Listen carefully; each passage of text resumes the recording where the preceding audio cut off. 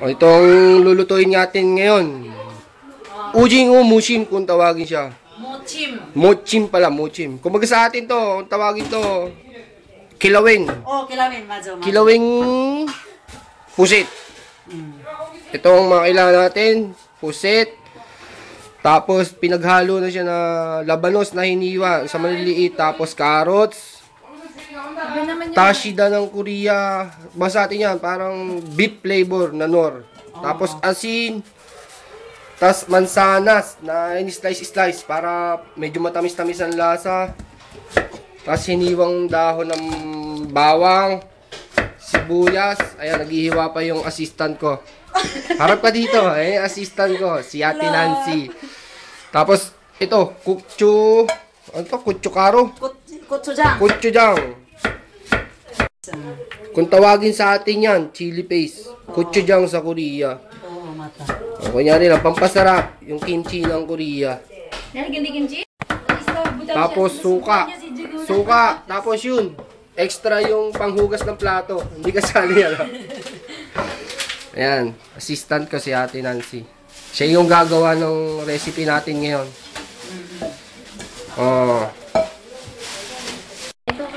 Ayan, nilagyan na po ng suka yung chili paste natin. Hinalo with gloves.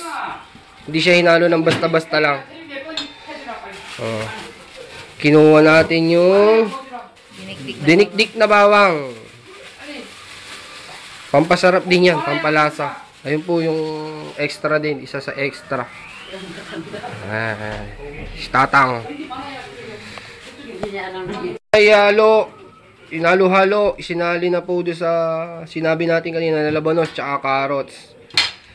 Mimix uli natin siya. Huwag kayong mag-alala. Naghugas naman yan ng kamay kahapon. May plastic naman po. Tama ka. Oh, ayan, dalawa na po. 4 na kamay na po nakita. At isa pang dakilang tauhan ko din yung mga yan. Tauhan ko din yan. Dagdagan pa natin ng konti para mas malasa. Dadagdagan lang natin. Lagyan lang natin ng asukal. Hindi natin naisama sa recipe. Medyo pampatamis daw. Hinalo na rin natin yung mansanas. Yung sibuyas na pinaghiwa-hiwa. Pati yung dahon na, no? Tapos, ito yung dahon ng bawang. Ayan, mimix lang uli natin yan. Pakuha nga ng gloves. Tinransfer lang natin. Masyadong maliit yung pinaghaluan. So, nandito na po siya yung ginagamit nilang panlaba na batcha. Ano? Tashida, sige. O, Tashida. Sabi mo lang, pag-stop ha. Tashida. Pampalasa lang yan. Teta. O, deso. Bitchin. After nyan. O, may bechin pa daw. O, sponsor tayo ng Ajinomoto. Bechin, pampa-high blood. Teta. Teta.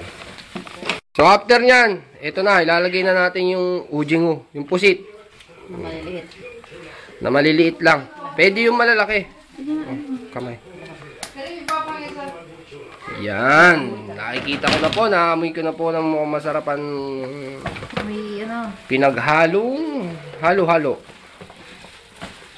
Ang bagsak niya mamaya sa kaning baboy din po.